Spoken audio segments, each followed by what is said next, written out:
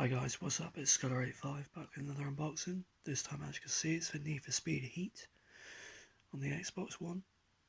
So yeah, I got this yesterday in the Boxing Day sales. So a lot of people are saying that this is probably one of the best Need for Speed games in quite a while, and I'm genuinely looking forward to playing it.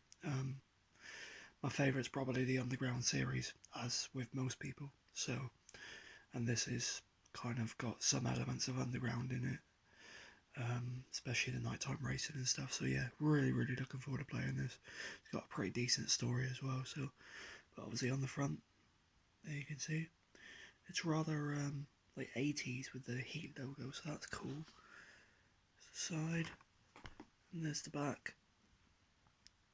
Hustle by day, risk it all at night. Be unruly, be expressive, get noticed. Then the install size is up to 30 gig.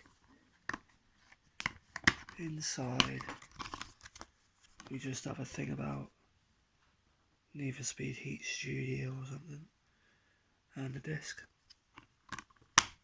So yeah, that's it. That's my rather quick unboxing of Need for Speed Heat, guys. If you like this, please do be sure to check out my other videos.